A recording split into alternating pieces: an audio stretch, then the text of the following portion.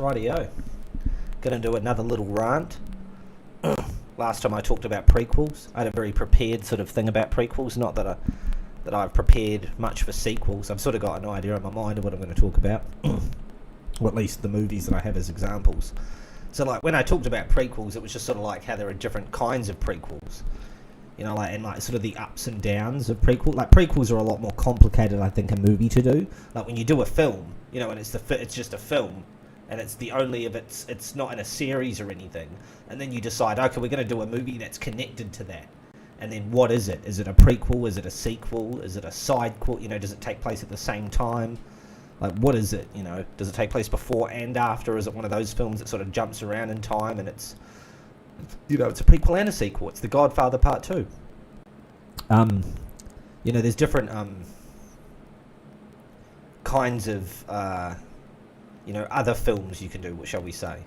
And a sequel is obviously the more common kind in a lot of ways, you know, in terms of, like, it's as an idea, I should say, it's, by and large, it's a lot more common idea. But as I talked about prequels, you know, there sort of became a fascination with doing prequels.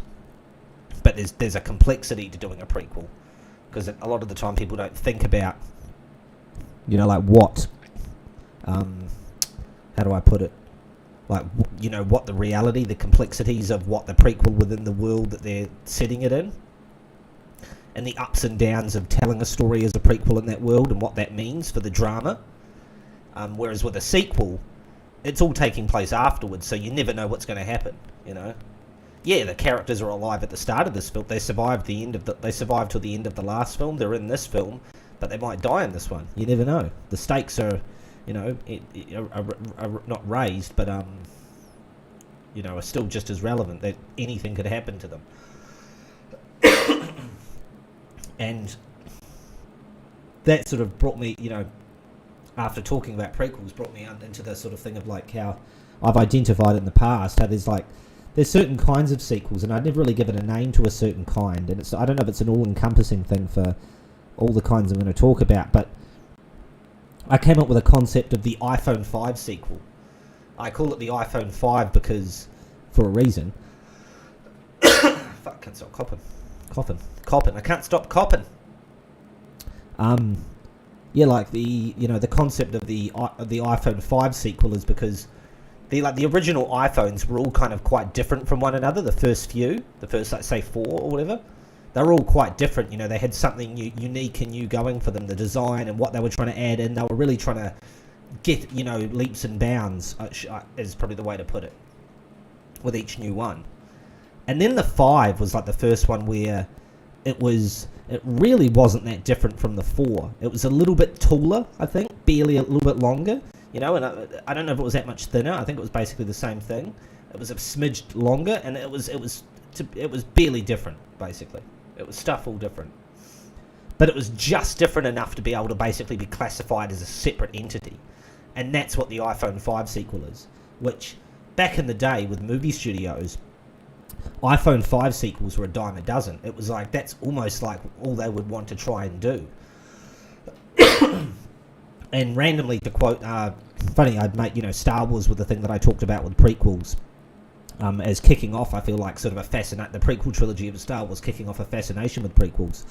The original Star Wars trilogy, I have to give a lot of credit to in terms of, how do I put it, even the prequels, really, in terms of the story they told, where, like, especially the, even the prequels, actually, they could probably count under this banner, but I was just thinking in terms of the original trilogy, where they don't meander and try and stretch out a certain chunk of time in which, you know, they're not trying to stretch the story out. It's like, okay, we've got Luke Skywalker at the start, where he's a young, kid from a desert planet who knows nothing and has no real connection to the Force. Then in the next one, he's training and he gets a bit better, but he loses or whatever. And then there's the next one, the third one, where he's now trained. But in the second one as well, like, the thing I really want to get to is the second one, Empire Strikes Back, where any movie studio, if they were making Star Wars, like the franchise back then, if that was from the get-go, it was them and, like, the movie studios in control of what they were going to do. Like, because after the original Star Wars film, no one had any idea that Empire Strikes Back was going to be the sequel to what was called The Star Wars. Before it got called Episode 4 A New Hope, it was just called The Star Wars. That's what originally the original movie was called.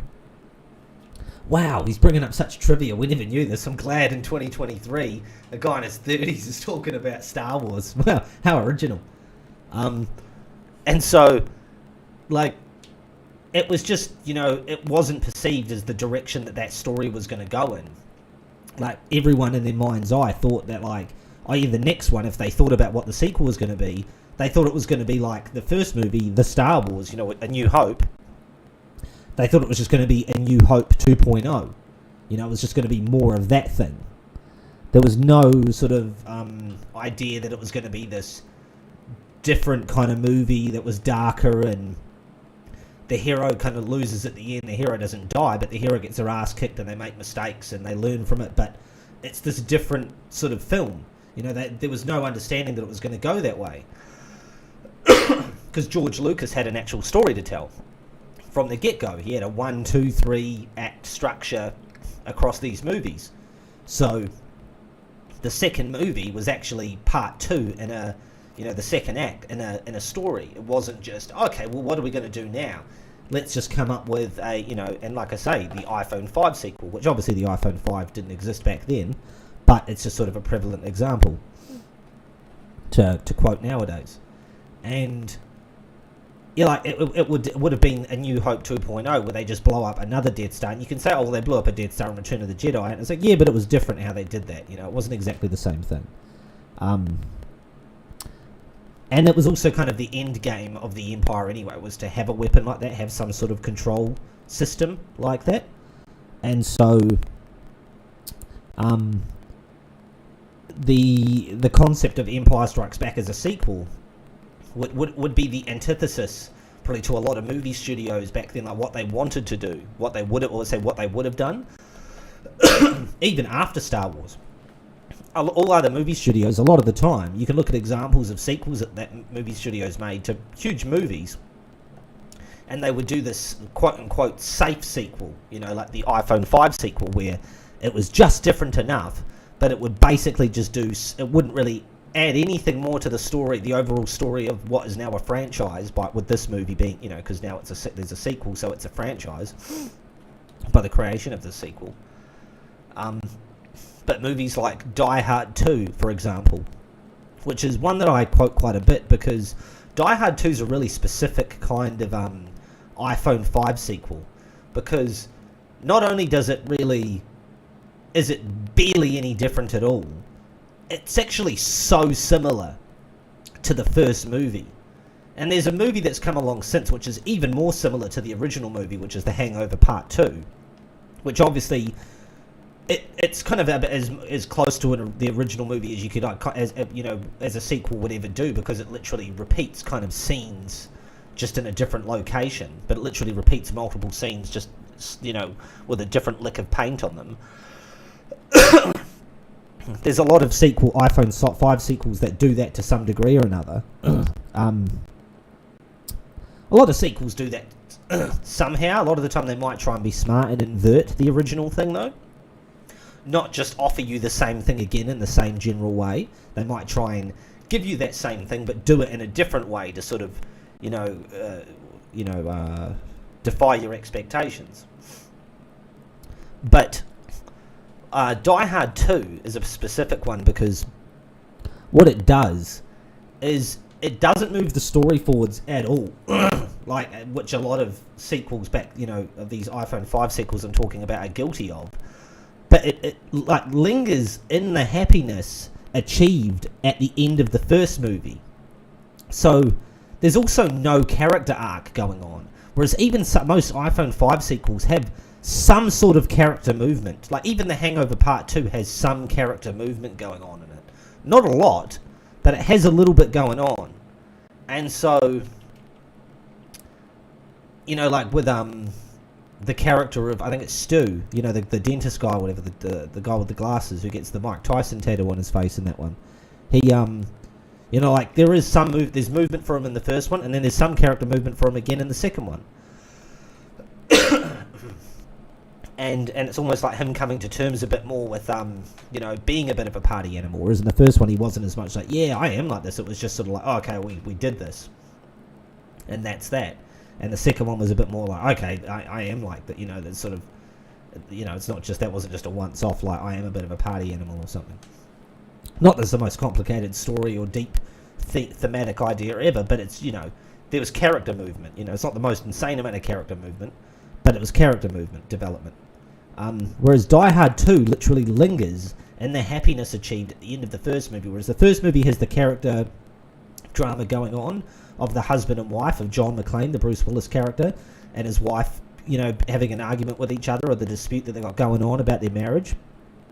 And then there's the physical action that shows up of, Hans Gruber and his German terrorists, and you think they're terrorists, they turn out to just be thieves, and they're murdering thieves, and they, their plan sort of physically separates the husband and wife for the majority of the movie, and then they have to, work their way back to each other, and at the end of the movie they see each other again.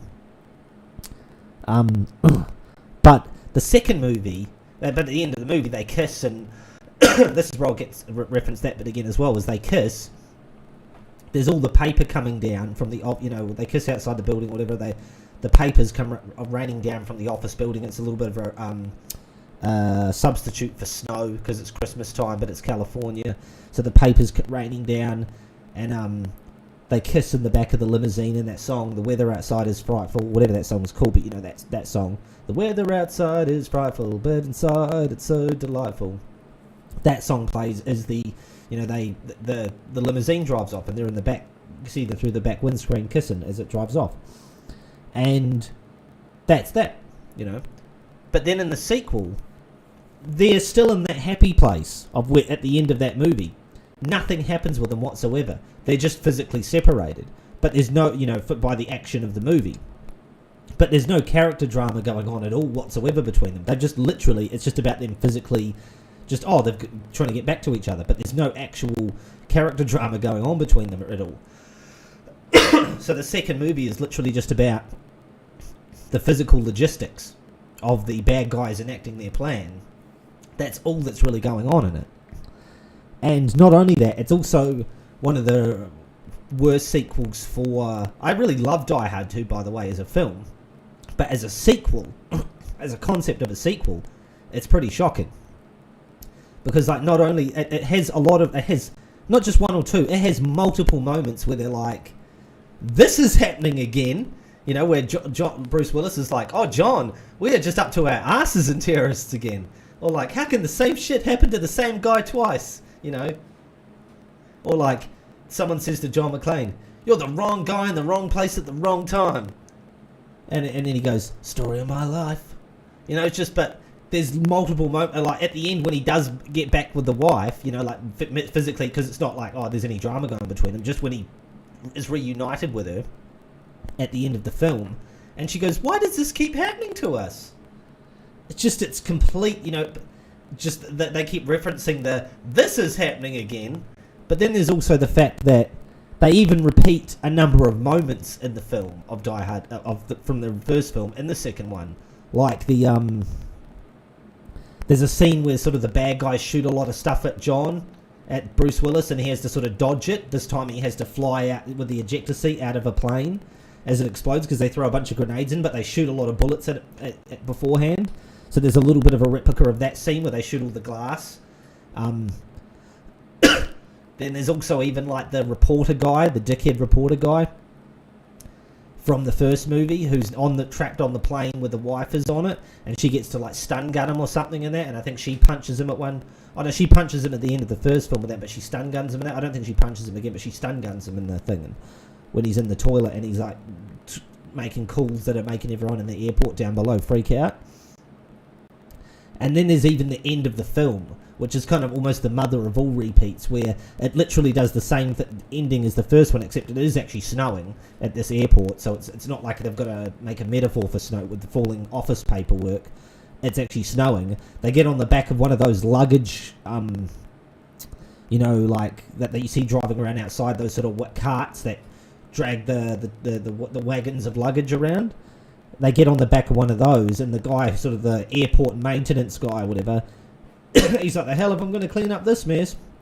And he drives off with them on the back, and they kiss, and as it drives off, and that same song, is the weather outside is frightful, that plays, and it just does the exact same kind of shot and everything as they sort of drive off. It's just the mother of all repeats. So as much as I do really like Die Hard 2, it's a really fun movie, it just is an absolute, repeat. But it's a real iPhone 5 sequel because it's barely different at all, and there's no movement. It's almost the least amount of movement. Another good example is The Mummy Returns, where The Mummy Returns even makes quite an effort to, probably before The Hangover Part 2, I would have quoted The Mummy Returns as like a sequel that really tries to like repeat scenes or moments from like the previous movie, and just, hey, look, you like that one, you like that thing in the original movie, here's that thing again. And not even in like a different as much of a different way, like an inverted way. Just here it is again, maybe in a slightly different location, but not like, oh, you thought it was going to go this way, but instead, like for example, in the first Indiana Jones film, Raiders of the Lost Ark, there's the scene where like the guy comes out when he's like trying to find Marion, she gets taken away or something, she's in a basket, and he's like, Marion, trying to run around looking for her, and that, and then the crowd parts, and there's all the people around, and then the crowd sort of parts, and there's that guy standing there with the sword, and he swings it around, and you think there's going to be this big fight, and then Indiana Jones just casually pulls out his gun, bam, shoots him, and then just keeps going, Marion! And then in the second movie, there's a bit where two guys with swords sort of appear, and then he goes, oh, and pulls out like the gun and goes to shoot them, and then not realize, goes to go pull out his gun and realize, hang on, he hasn't got his gun on him. And so they invert that moment. You sort of you think that moment's going to happen, and then no, it's inverted. It's different. It doesn't. It's not like they just do the same moment, of him shooting someone, but just, it's in a different location. It's inverted. It's a different take on it, but it's clearly that moment. But it's at least a different take on it. So it's a bit more legit. Like, hey, we're going to do the opposite of that. Where he doesn't have the gun, but he thinks, I'm going to do this, and then it doesn't work out. And then Mummy Returns does like literally just the repeats of like, there's the priest mummies, the ones that go do the big, the big jaw drop kind of thing, and then they run around and all that sort of shit and climb up stuff, and it does, that moment. It has the scene where like the main mummy sort of takes control of something or whatever, like it's the sand in the first one and it's like water in the second one, and he sort of has his face or something in it chasing them. But they're in a plane in the first one, and then they're in like a hot air balloon or dirigible or whatever you want to call it in the second one. But they're kind of just repeating those same moments, and they don't even really do them differently. They just sort of do them again, just in a slightly different fashion, but like, a different lick of paint, but it's really just the same thing happens. And so they just keep repeating all these moments. And The Mummy Returns, once again, it doesn't mean even that I hate it. I like The Mummy Returns. I really love the first Mummy Brendan Fraser movie. That's a great film. But The Mummy Returns, I really like it, but it's really just a rehash of the first one. And it almost is Die Hard 2, but it does do a little bit more character stuff than Die Hard 2, which does nothing. It literally is just completely in safe space character zone of we're just having a good time. Come back and hang out with the characters after the credits. It's almost like all that is. Like after the first movie, just come and hang out with the characters and just have a safe good time where nothing's really going to happen to them, and they're just going to hang around and just be happy with each other.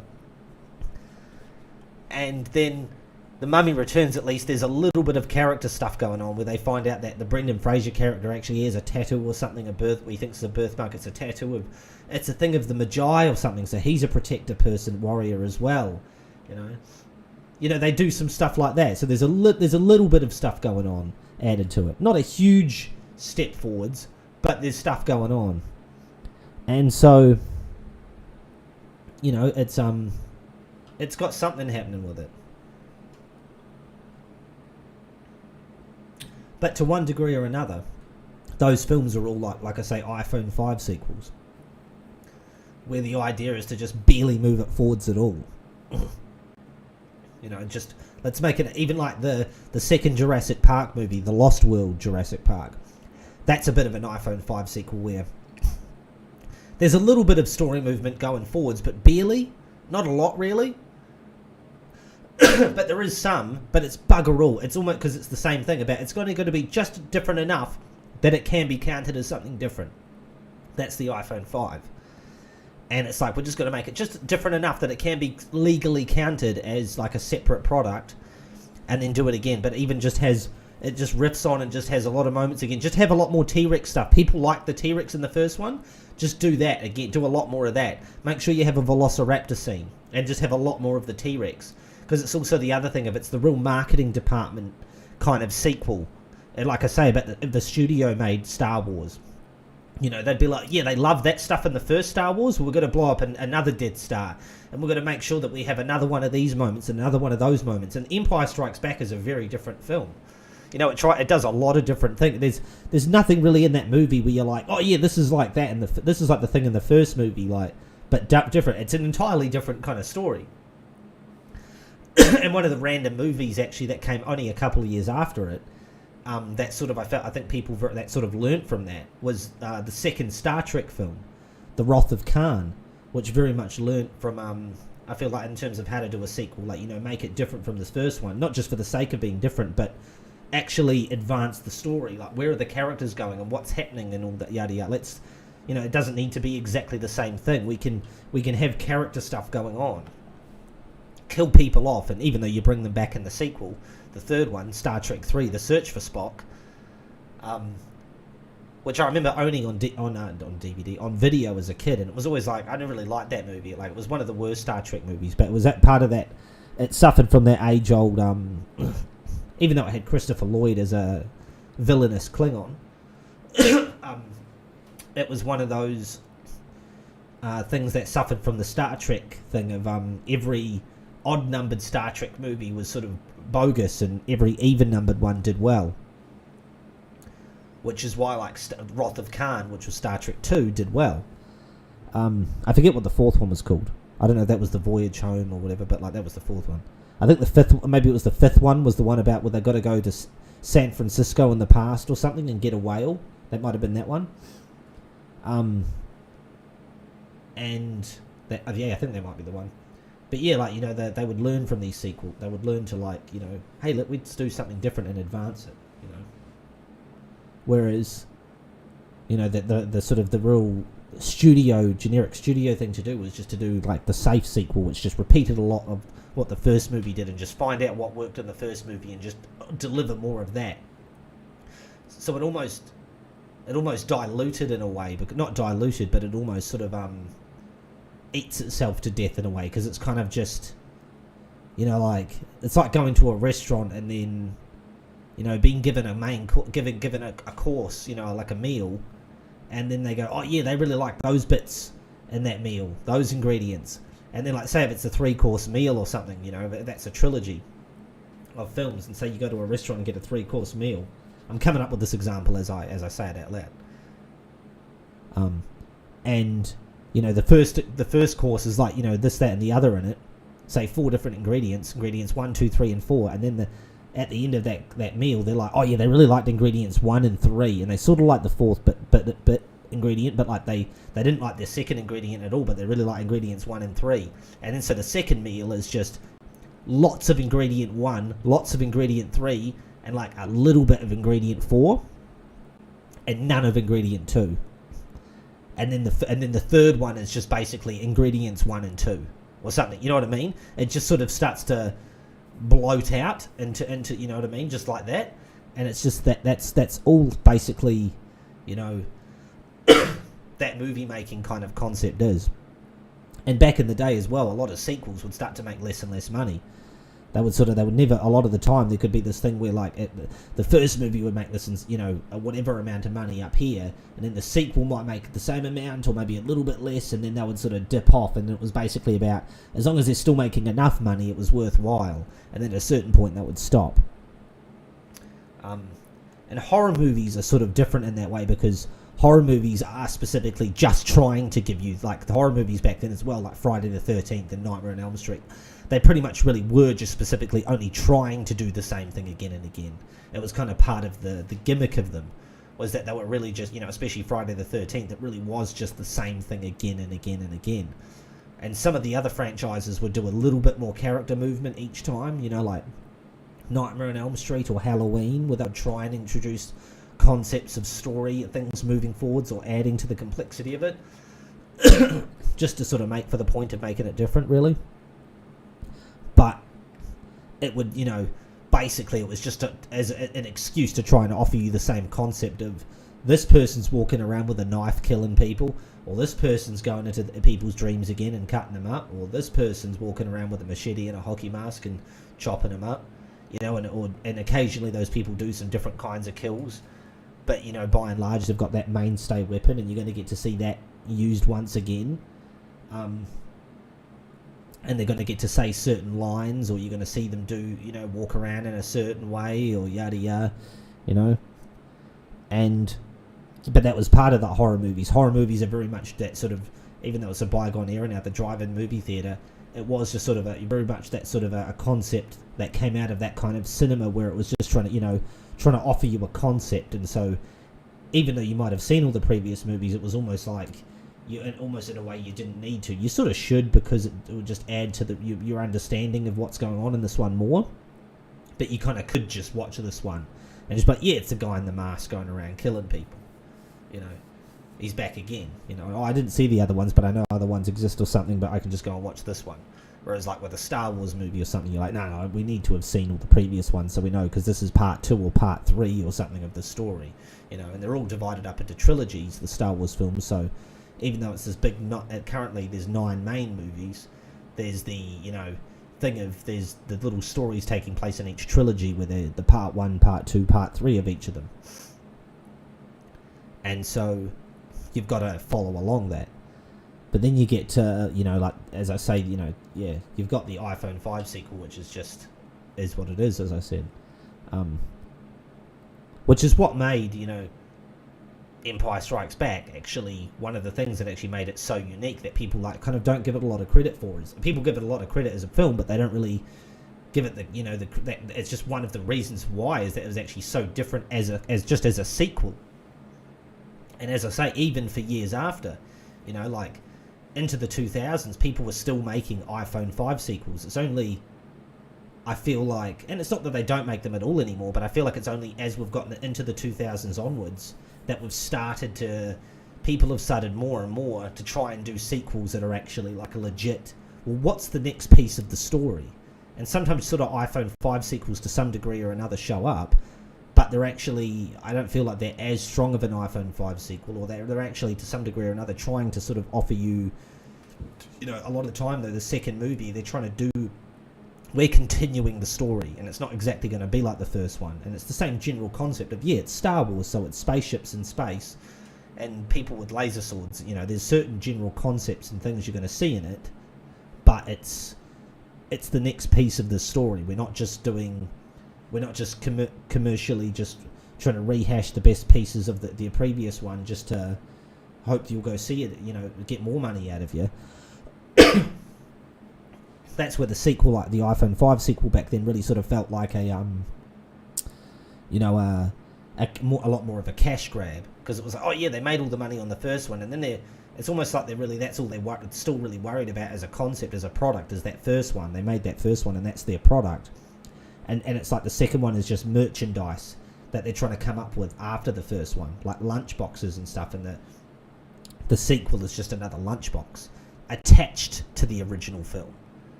You know, is all it is. It's just, oh yeah, hopefully we can milk some more, because they've got the wrong attitude about it. Hopefully we can milk some more money out of that first one. It's like, no, you can make a whole other thing, and then even milk money out of that. You think of it as a whole new thing, like just both creatively and commercially. You know, like if you actually creatively think of it as a whole new thing, like it's a sequel, yeah, but like, you know, it's a next piece of the story. It then exists on its own. You're not thinking of it as just this, oh, what, you know, they're just thinking, oh well, we made the movie, and now how much more can we bleed out of it? It's like, no, you can bleed lots more out of it technically, you know, but you shouldn't think of it in that way. But when you think of it in the right way, you'll two birds at one stone. You know, you'll get a product that could make as much money as the original, if not more, and it'll actually could do just as well, if even better. You know, it could be like The Dark Knight, where, You know, The Dark Knight did insanely well, you know, just commercially and creatively, like, compared to Batman Begins, which was all good, but, like, it, you know, The Dark Knight really went to this other level of amazingness. And so, you know, and there's another movie that, like, literally, like, it advances it forwards. It doesn't try and just rehash the first movie. It's like, no, there's a moving story going on here through this franchise. So yeah, the sequel, you know, there's some that are just, you know, like I say, just rehashes of the first one, and some that are legit, you know, sort of next pieces of the story, next pieces of the puzzle. And I think George Lucas deserves a lot of credit for actually, you know, when he came up with like a story, he legitimately came up with a story. He wasn't just, I'm going to be able to make lots of money out of this. That was just a byproduct. That was an after effect. You know, he wasn't out to make money. He just had a story to tell. And a byproduct of telling a story, you know, the story really well, was that a lot of people went to see it and it made a lot of money, you know. And if you do that, it'll then work out. But, you know, if you just try and consciously think about, well, how can we make money, or just make more money, you know, they're just only thinking about the money. They just try and play it safe, and then they look at, well, what did the first one do? Okay, there was a velociraptor scene. Make sure there's another velociraptor scene. Oh, they really like the T-Rexes. Make sure there's a lot more T-Rex stuff in it, you know. And then it just feels like the first one, but, you know, it's not the first one. And that sort of feeling starts to come up. You're like, yeah, here we are again. It's they got more of that stuff again, but it's not the first one, but it's got some of the stuff from the first one. But it's not being its own thing the same way the first one was being its own thing. You'd never seen anything like the first one before. You know, it was like, wow, dinosaurs, amazing. It's like, yeah, cool, and then what's the next one? And I love The Lost World Jurassic Park. I love The Mummy Returns. I love Die Hard 2 as films. But they are just sort of exercises in fun. You know, that's all they really are in comparison to that first movie that really was like, wow, there was something new there, you know.